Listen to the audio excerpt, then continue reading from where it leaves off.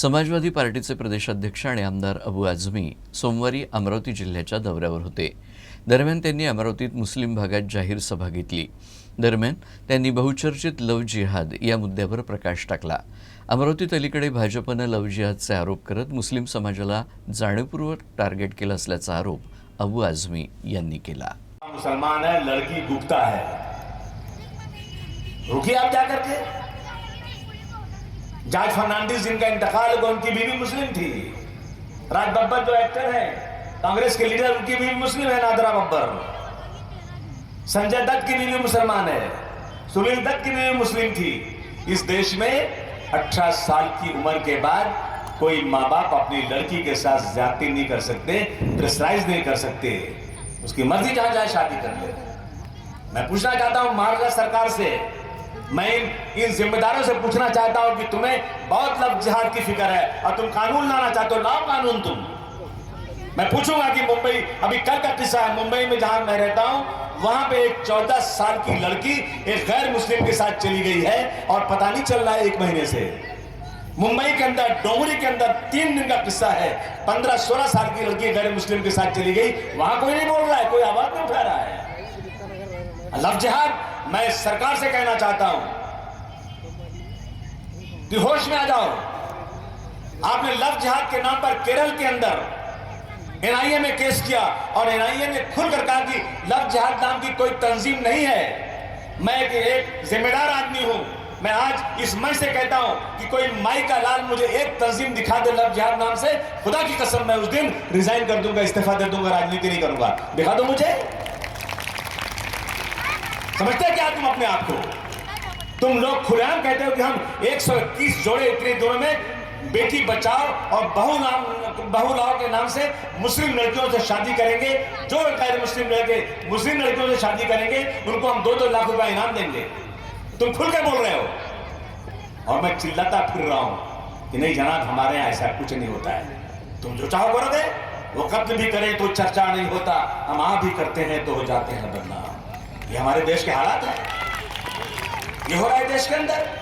तर उपस्थितांशी संवाद साधताना अबू आझमी यांनी केंद्र सरकारवरही टीका केली। देशात नवीन संविधान लिहिणं सुरू आहे, तसंच नवीन संसद, राष्ट्रपती भवन, पंतप्रधान निवास नव्यानं तयार करणं सुरू आहे। त्यामुळे जुनी संसद पाडण्याला विरोध करायला हवा, या विरोधात सर्वांनी उभं राहायला हवं असं आवाहन अबू आझमी यांनी केलं। त्याचबरोबर 2 कोटी नोकऱ्या, देशातील वाढती बेरोजगारी आणि ढासळती अर्थव्यवस्था यावरही त्यांनी टीका केली। जो उन्होंने वादा किया था, नहीं पूछते कि 15-15 लाख रुपया बैंक में कब आएगा, नहीं पूछते कि 2 करोड़ को नौकरियां कब दोगे। 2 करोड़ लोगों को हर साल नौकरी देने वाले आज 45 सालों में सबसे, आज आजादी के बाद सबसे ज्यादा बेरोजगारी है, तो आज आपके राज में हो गई। वो सवाल नहीं पूछते, वो पूछते ही नहीं उसे। यह हालत देश की, आज बर्बाद हो रहा है देश। इसलिए मैं कहता हूं कि आज जो लोग बैठे हैं ना, ये इस देश को बर्बादी के कगार पर खड़ा कर देंगे। नया देश का संविधान लिख रहे हैं, नया पार्लियामेंट बना रहे हैं। इतना बड़ा पार्लियामेंट, इतना बड़ा राष्ट्रपति भवन, इतना बड़ा पीएम हाउस, ये सब टूट रहा है, नया बन रहा है। पता नहीं रहा प्रधानमंत्री की फैमिली कितनी बड़ी है जो इतने बड़े घर में रहेगी, कितने लोग उनके परिवार में, मुझे कितने बच्चे उनके हैं, उनकी बीवी आएंगे वहां रहेंगी, वो महल कितना बड़ा महल बनेगा। जिस देश में लोगों की अर्थी को जलाने के लिए लकड़ी न दे पाए, गंगा और जमुना में लाशों को बिना जलाए फेंक दिया जाए, जिस देश के अंदर पूरे यूपी में एम्बुलेंस ना हो, जहां कुत्ते लाशों को खाएं, उस देश में पूरा पार्लियामेंट, पूरा जो राष्ट्रपति भवन, पूरा पीएम हाउस तोड़ करके नया कई हजार करोड़ को बनाया जाए, मैं समझता हूं ये इसके खिलाफ हमें खड़े हो जाना चाहिए। समाजवादी पक्षाचे नेते अबू आझमी यांनी अमरावतीत केलेल्या लव्ह जिहाद बाबतच्या वक्तव्यावरून अमरावतीत राजकीय वाद पेटण्याची चिन्ह आहेत। त्यांच्या वक्तव्याला भाजप प्रदेश प्रवक्ते शिवराय कुलकर्णी यांनी उत्तर दिलं आहे। अबू आझमी यांनी लव्ह जिहाद अस्तित्वात नसून आंतरधर्मियांना विवाह करण्याचा अधिकार घटनेनं दिला असल्याचं वक्तव्य अमरावतीत केलं। यावर बोलताना शिवराय कुलकर्णी यांनी अबू आझमी यांना उत्तर दिलंय। आधी पाहूयात काय म्हणाले अबू आझमी। मुसलमान है, लड़की गुप्ता है। रुकिए आप जाकर के। जॉर्ज फर्नांडिस जिनका इंतकाल हुआ उनकी बीवी मुस्लिम थी। राज बब्बर जो एक्टर है, कांग्रेस के लीडर, उनकी बीवी मुस्लिम है, नादरा बब्बर। संजय दत्त की बीवी मुसलमान है, सुनील दत्त की बीवी मुस्लिम थी। इस देश में 18 साल की उम्र के बाद कोई माँ बाप अपनी लड़की के साथ ज्यादती नहीं कर सकते, प्रेशराइज नहीं कर सकते। उसकी मर्जी जहां जाए शादी कर ले। मैं पूछना चाहता हूं महाराष्ट्र सरकार से, मैं इन जिम्मेदारों से पूछना चाहता हूं कि तुम्हें बहुत लफ्ज़ जिहाद की फिक्र है और तुम कानून लाना चाहते हो, लाओ कानून तुम।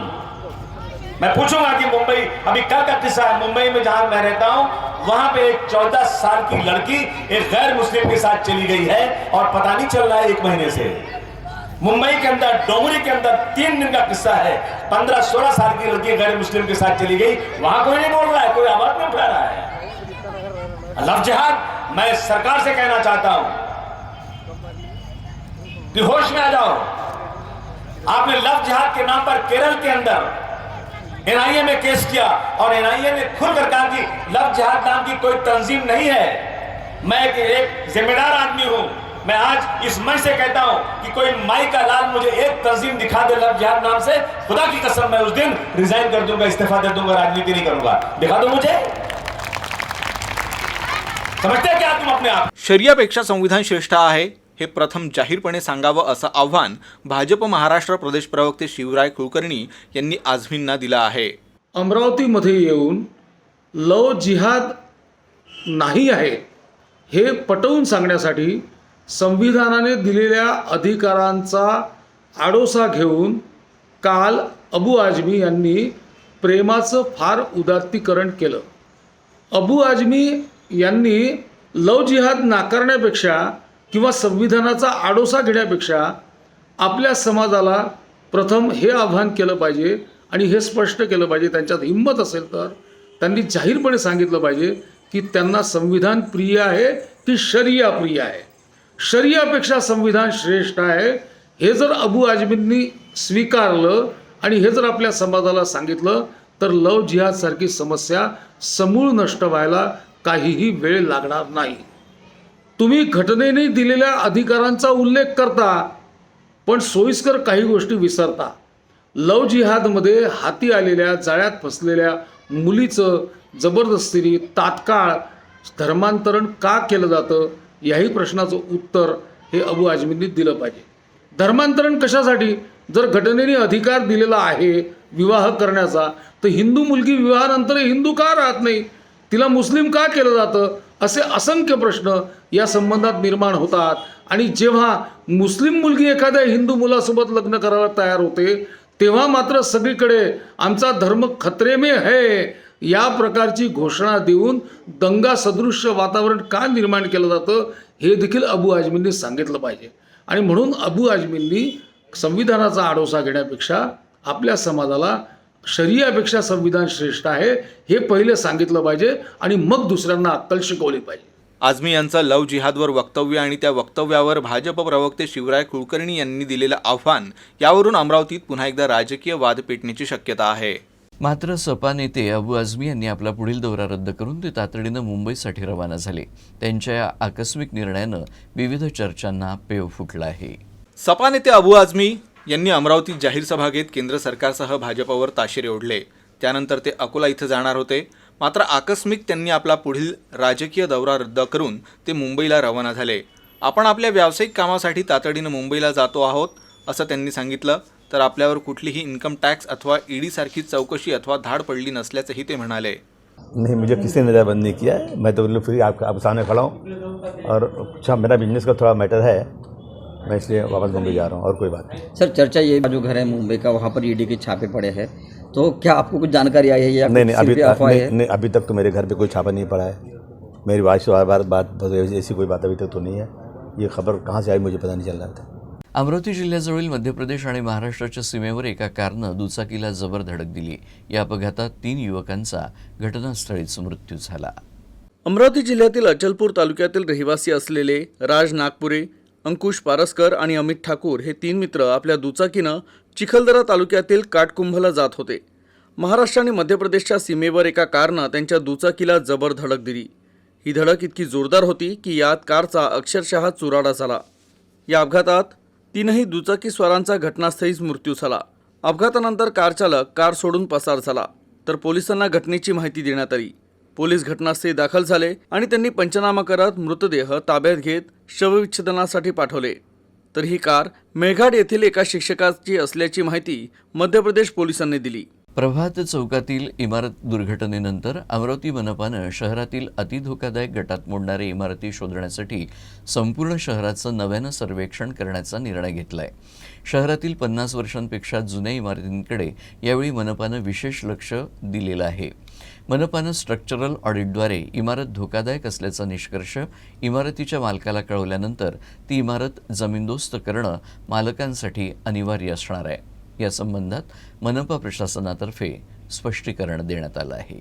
अमरावती शहरातील ज्या इमारती धोकादायक स्थितीत आढळतील त्या इमारतींच्या मालकांना स्ट्रक्चरल ऑडिट करून ते मनपाकडे सादर करावे लागेल. इमारत मालकांकडून स्ट्रक्चरल ऑडिट आल्यानंतर मनपातील तज्ज्ञांची समिती त्या ऑडिटवर आपलं मत देईल. जर मालकानं केलेलं स्ट्रक्चरल ऑडिट आणि मनपा तज्ज्ञ समितीच्या मतात विसंगती असेल तर मनपा शासकीय अभियांत्रिकी महाविद्यालयातील बांधकाम अभियंते स्ट्रक्चरल ऑडिट करण्यासाठी पाठवण्यात येतील. याचा संपूर्ण खर्च इमारत मालकाला करावा लागेल.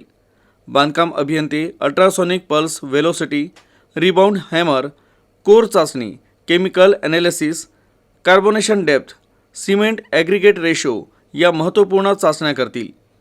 इमारत पाडल्यानंतर मालक पुनर्निर्माण करण्यासाठी मनपाकडे अर्ज दाखल करेल. त्यावेळी त्या इमारतीत राहणाऱ्या सर्व भाडेकरूंचं ना हरकत प्रमाणपत्र देखील सादर करावे लागेल. त्यामुळे भाडेकरूंचे हक्क अबाधित राहणार आहे. इमारत मालकाला भाडेकरूंचं पुनर्वसन करणं अनिवार्य असेल, अशी सूचना अमरावती महानगरपालिकेनं मनपा कायदा 1949च्या कलम 264 नुसार जारी केलेत. प्रहार संघटनेचे अध्यक्ष आमदार बच्चू कडू यांनी दिव्यांगांसाठी केलेल्या प्रयत्नांना यश आलंय. अकोल्यामध्ये प्रहार संघटनेतर्फे दिव्यांगांच्या नोंदणीला सुरुवात करण्यात आली. त्यावेळी 10,000 दिव्यांगांची नोंदणी झाली होती. त्यानंतर त्यांनी घरोघरी जाऊन नोंदणीला सुरुवात केली. 15 प्रकारची माहिती घेण्यासाठी त्यांना 6 महिन्यांचा कालावधी लागला.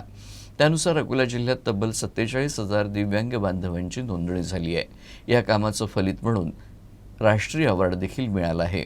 मात्र या कामाचं श्रेय बच्चू कडू यांनी दिव्यांग बांधव, जिल्हा परिषद कर्मचारी आणि अधिकारी यांच्यासह कार्यकर्त्यांना दिलाय.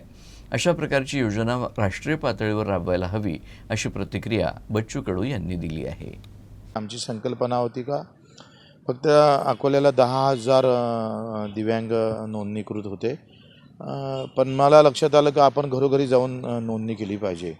आणि जो गरीब दिव्यांग घरी बसला आहे, काही उठता येत नाही, काही दिसत नाही, तर तो दिव्यांग खरी लपलेला होता, तो दिसत नव्हता. आणि मग सर्वेक्षण करून आम्ही एक नवीन कल्पना केली, ते सर्वेक्षण केलं आणि 15 प्रकारची माहिती, म्हणजे एवढी माहिती जमा करायला आम्हाला किमान 6-7 महिने लागले आणि 47,000 दिव्यांगाची नोंदणी झाली. आणि मग निवड आम्ही नोंदणी केली नाही तर पदवीधर दिव्यांग अलग काढले, 10वीचे दिव्यांग वेगळे काढले, SC असेल, जमातीचे असेल, घरकुल कोणाला नाही, योजना कोणाला भेटत नाही, UDID कार्ड कोणाला भेटलं नाही, अपंगाचं प्रमाणपत्र कोणाला भेटलं नाही, ह्या सगळी माहिती काढून त्याची आम्ही कारवाई सुरू केली आणि त्या कारवाईचं फलित आज पाहतो आहे. त्या सगळ्यांनी त्याला मदत केली आणि आमच्या एका संकल्पनेला आज मला वाटतं देश पातळीवर त्याची नोंद होत आहे. पालकमंत्री म्हणून बच्चू कडूची जे पहल राहिली, ज्या पद्धतीचं काम केलं, आम्ही डिजिटल रावटीचा कार्यक्रम राबवला, तो महाराष्ट्रामध्ये आम्ही पहिल्यांदा त्याला नोंद करण्यात आली. त्याचप्रमाणे आता पालकमंत्री म्हणून जे काही आम्ही काम केलं ते राष्ट्रीय पातळीवर पोहोचवण्याचं एक मोठं काम आमच्या संकल्पनेतून आता उभं राहतं. मला वाटतं देशभरात आता अशी नोंदणी झाली पाहिजे. निवळ अवॉर्ड देऊन चालणार नाही, तर राष्ट्रपतींनी आता एक घोषणा केली पाहिजे दिव्यांगासाठी. हे कमी जास्त असतं, जसं 5% निधी आहे त्याच्यातला आम्ही 1 ते 2% याच्यासाठी सर्वेक्षणासाठी खर्च केला आणि त्याच्यातला 3% त्यांना दिला, तर त्याच्यातूनच आपण काही DPDCतून पैसा दिला. आता एखादी स्कीम आखरी ते अपंगासाठीच 3%, दिव्यांगासाठीच खर्च करावं लागतं 5%, आणि काही महानगरपालिका खर्च करत नाही, काही जिल्हा परिषद खर्च करत नाही, आंदोलन करावं लागतं. त्याच्यासाठीच तर आमच्यावर गुन्हे दाखल झाले, मग त्याचे शासन निर्णय काढले. आता ते ऑडिटमध्ये कसं येईल तसं आम्ही प्रयत्न करतो, जेणेकरून तो राखीव निधी ठेवला गेला पाहिजे, हाही आता प्रयत्न करतो आहे. अमरावतीच्या मध्यवर्ती कारागृहातून 28 जून 2022 रोजी 3 कैद्यांनी कुलूप तोडून पलायन केलं होतं. या प्रकरणातील मास्टरमाइंड साहिल कालसेकर याला पोलिसांनी ताब्यात घेतलंय. साहिल याला नागपूर कारागृहात जेरबंद करण्यात आलाय. मात्र गेल्या 5 महिन्यांपासून इतर 2 आरोपी पोलिसांच्या हाती लागलेले नाहीत. त्यामुळे पसार झालेले 2 आरोपी कुठे गेले असा सवाल उपस्थित होत आहे. सुमित धुर्वे, रोशन उईके अशी फरार झालेल्या कैद्यांची नावं आहेत. अमरावती जेल ब्रेक प्रकरणातील मास्टरमाइंड साहिल याला रत्नागिरी पोलिसांनी अटक करून त्याच्यावर गुन्हे दाखल केले आहेत. सुरक्षेच्या अनुषंगानं साहिल याला नागपूर मध्यवर्ती कारागृहात जेरबंद करण्यात आला आहे. जेल ब्रेक प्रकरणातील 2 फरार आरोपींचा शोध कोण आणि कसा लावणार याबाबत पोलीस आणि कारागृह प्रशासन अनभिज्ञ आहे. या संदर्भात कारागृह प्रशासनाच्या DIG स्वाती साठे यांच्याशी संपर्क साधला, मात्र त्या उपलब्ध होऊ शकल्या नाही. अमरावती जेलब्रेक प्रकरणाचा तपासाचा अहवाल चंद्रपूर येथील जिल्हा कारागृहाचे अधीक्षक वैभव आगे यांनी DIG स्वाती साठे यांना जुलै 2022 मध्ये सोपवला. ज्यावेळी जेल ब्रेक झालं त्यावेळी कर्तव्यावर असलेले तुरुंगाधिकारी, सुरक्षा रक्षक, अंतर्गत सुरक्षा अधिकारी अशा एकूण 8 जणांवर कारवाई करण्यात आल्याची माहिती आहे. तर काही जणांची वेतनवाढ रोखण्यात आली आहे, तर काहींच्या पदोन्नतीला ब्रेक लावण्यात आल्याचीही माहिती आहे. दर्यापुरात मोकाट कुत्री आणि डुकरांनी धुमाकूळ घातलाय. त्यांच्यामुळे नागरिकांमध्ये दहशतीचं वातावरण पसरलं आहे. या समस्येकडे नगरपालिका प्रशासनानं लक्ष देण्याची मागणी नागरिकांनी केली आहे. दर्यापूर नगर परिषदेत मोकाट डुकरं आणि कुत्री यांनी धुमाकूळ घातला आहे. त्यामुळे नागरिकांचं शहरात फिरणं कठीण झालं आहे. शिवाजीनगर परिसरात सोमवारी कृष्णासागर मलिये या 7 वर्षाच्या बालकावर मोकाट कुत्र्यांनी हल्ला चढवला आणि त्याच्या अंगाला चावे घेतले. यात तो गंभीर जखमी झाला. त्यामुळं नगरपालिकेने या मोकाट कुत्र्यांचा बंदोबस्त करावा अशी मागणी सामान्य नागरिकांनी केली आहे. तर या बालकावरील हल्ल्याचा प्रकार CCTV कॅमेऱ्यात कैद झाला आहे. भातकुली तालुक्यातील परलाम या गावात 25 वर्षांपूर्वी बांधण्यात आलेला पूल गेल्या 2 वर्षांआधी अतिवृष्टीमुळे वाहून गेला होता. त्यामुळे इथून मार्ग काढताना गावकऱ्यांना कसरत करावी लागते. 2 वर्ष लोटूनही या प्रश्नाकडे कुणीही लक्ष दिलेलं नाही. या संदर्भात गावातील सरपंच मेघश्याम घोंदडे यांनी लोकप्रतिनिधी, जिल्हा परिषद आणि जिल्हाधिकारी यांना निवेदन दिलं. मात्र याकडे कुणीही अजूनही लक्ष दिलेलं नाही. राज्यात महाविकास आघाडीचं सरकार असताना तत्कालीन पालकमंत्री यशोमती ठाकूर यांच्याकडे या पुलाबाबत अनेकदा निवेदनं देण्यात आली. त्यांनी 7.5 लाख रुपये निधी या पूल दुरुस्तीसाठी उपलब्ध करून दिला. मात्र दुसऱ्या वर्षी सुद्धा तो पूल वाहून गेल्यानं आतापर्यंत या पुलाकडे कोणी येऊन सुद्धा पाहिलं नाही. आमदार रवी राणा यांनी 20 सप्टेंबर 2020 रोजी निवेदन दिलं होतं. मात्र 2 वर्षे होऊन सुद्धा या पुलाची साधी पाहणी सुद्धा त्यांनी केली नाही. निवडणुका आल्या की हे राजकीय नेते मतं मागायला येतात आणि निवडणुका झाल्या की 5 वर्ष ढुंकूनही पाहत नसल्याचं या गावकऱ्यांनी म्हटलं आहे. त्यामुळे लोकप्रतिनिधी किंवा प्रशासनानं या पुलाची पाहणी करून हा पूल त्वरित दुरुस्त करावा अशी मागणी सरपंच मेघश्याम घोंगडे यांनी केली आहे. तर हा पूल त्वरित दुरुस्त न झाल्यास तीव्र आंदोलन करण्याचा इशाराही त्यांनी दिला आहे. आणि हा पूल 2018च्या अतिपावसामुळे वाहून गेला. त्यानंतर मी व सर्व गावकऱ्या मिळून पालकमंत्री यशोमती असताना त्यांना निवेदन दिले, कलेक्टरला निवेदन दिले, त्यानंतर आमदार खासदार निवेदन दिले. यशोमती त्यांनी त्याच्यावर 7.5 लाख रुपये उपलब्ध केले होते, पण दुसऱ्या वर्षी तो आणखी वाहून गेल्यामुळे त्या तेवढ्या पैशात काम होत नव्हतं. त्यामुळे आतापर्यंत त्याच्याकडे कोणाचंही लक्ष नाही आहे. आम्ही जिल्हा परिषदमध्ये गेलो, कारण की हा बँडशीकडे बसत नाही, जिल्हा परिषदकडे येत नाही. हा नेमका पूल कशातून त्यावेळेला केला होता, नंतर तिथं माहिती मिळाली की तो विकास महामंडळातून केला होता. पण याच्यावर बाकी कोणीच फंड उपलब्ध करू शकत नाही. म्हणून आम्ही कलेक्टरला निवेदन दिलं, वारंवार त्यांच्याकडे गेलो, पण त्यांनी त्याच्यावर लक्ष घातलं नाही आणि आजपर्यंत हा पूल झाला नाही.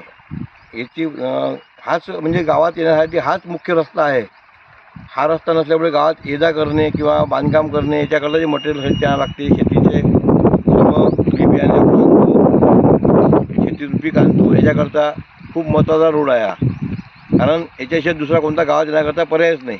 आणि गावातून मुलं शाळेत येणे, बाकी दोन्ही गावाचा संपर्क करणे, त्याच्याकरता हा आवश्यक पूल आहे. म्हणून या पुलाची काळजी जर कोणी घेतली नाही तर भविष्यात आम्हाला गावकऱ्यांना विचार करावा लागेल. येणाऱ्या काळात जे कोणी समजा आमदार खासदार गावात येतील, जिल्हा परिषद मेंबर असो, पंचायत मेंबर असो, त्यांना आम्हाला त्या गोष्टीचा भविष्यात काहीतरी विचार करून त्यांना हे करावं लागेल. बाकी सर्व गावकऱ्या म्हणजे निवेदन मी सर्वांना दिले आहे, सर्व गावकऱ्या मिळून. तिवसा तालुक्यातल्या मोझरी परिसरातील कोरडवाहू शेतकऱ्यांसाठी अनेक प्रयत्नांनी उपसा जलसिंचन योजना मंजूर झाली. मात्र तरीही जलसिंचन विभागाच्या चुकीमुळे शेतकऱ्यांच्या शेतात पाणी पोचलं नाही. त्यामुळे शेतकरी आता पाण्यासाठी आक्रमक झाले आहेत. तिवसा तालुक्यातल्या अनेक गावातील कोरडवाहू शेतकऱ्यांनी हिरवं स्वप्न बघितलं आणि पाणी शेतात कधी येईल याची ते वाट बघत होते. अनेक वेळा पाईपची तपासणी करूनही कोरडवाहू शेतीला अजूनही पाणी पोचत नाहीये. पाटबंधारे विभागानं शेतकऱ्यांना खरीप पिकासाठी पाणी मिळेल, रबीसाठी देखील पाणी देऊ असं वारंवार जाहीर केलं. मात्र आता शेतकऱ्यांनी कपाशी, तुरीसाठी पाण्याची वाट बघितली. तसंच रबीच्या पिकांची देखील पेरणी केली. मात्र या शेतकऱ्यांच्या शेतात अद्यापही पाणी पोहोचलं नाहीये. अनेक शेतकऱ्यांच्या शेतात पाण्याची आउटलेट देखील मिळाली नाहीये. काही शेतकऱ्यांच्या शेतात जे आउटलेट मिळाले ते सखल भागात मिळाले. त्यामुळे शेतकरी पाणी प्रश्नावर आक्रमक झाले आहेत. या आक्रमक शेतकऱ्यांनी मुख्य अभियंत्याला 17 तारखेचा अल्टिमेटम दिलाय. 17 तारखेला मोझरी परिसरात मुक्काम आंदोलन करण्याचा इशारा शेतकऱ्यांनी दिला आहे. गुरुकुंज उपसा जलसिंचन योजनेअंतर्गत शेतकऱ्यांसाठी एक हिरवं स्वप्न दाखवलं गेलं होतं. खरं तर आम्हाला असं वाटलं होतं की खरीपच्या काही पिकांना आणि रब्बीच्या काही पिकांना यातून पाणी मिळेल आणि ही योजना फक्त कोरडवाहू शेतकऱ्यांसाठी होती. आज आम्ही मोझरी परिसरातील शेतकरी आपल्या अप्पर वर्धाच्या मुख्य अभियंत्यांना भेटलो. खरं तर आमच्या सगळ्या व्यथा आम्ही त्यांच्यासमोर मांडलेला आहे आणि त्यांना हे सांगितलं का यात जो भ्रष्टाचार झाला, यात जो गोंधळ झाला, पाणी शेतकऱ्यांना भेटत नाही आहे, पाणी काही शेतकऱ्यांना भेटलं तर बंद पडलं. त्यांनी या विभागाच्या भरोशावर पिकाची लागवड केली, परंतु या विभागाच्या हलगर्जीपणामुळे वारंवार कुठं ना कुठं ती लाईन खंडित होत आहे. म्हणून आज आम्ही सर्व शेतकरी मुख्य अभियंत्यांना भेटायला गेलो होतो आणि आपल्या मनातल्या ज्या काही व्यथा होत्या, ज्या शेतकऱ्यांना अनुभवायला मिळाल्या, त्या सगळ्या मांडल्या. खरं तर यामध्ये फार मोठा हलगर्जीपणा झाला, परंतु योजना ही आमच्यासाठी असल्याकारणाने आणि आम्ही मंजूर करून आणली असल्याकारणाने आम्हाला त्या योजनेच्या मार्फत पाणी पाहिजे. आणि जर आम्हाला या 2 दिवसात जर पाणी या योजनेतून मिळालं नाही तर आम्ही 17 तारखेपासून मुक्काम ठोको आंदोलन ज्या ठिकाणी पाणी पडतं त्या ठिकाणी आम्ही सुरू करणार आहोत. आणि जोपर्यंत आम्हाला पाणी मिळणार नाही तोपर्यंत आमचं हे मुक्काम ठोको आंदोलन सुरूच राहील. अशाच प्रकारचं आम्ही एक निवेदन आणि ठणकावून सांगण्याचं काम तिथं केलं. आणि याबरोबरच हे बातमीपत्र संपलं. पुन्हा भेटूया पुढच्या बातमीपत्रात. तोपर्यंत नमस्कार.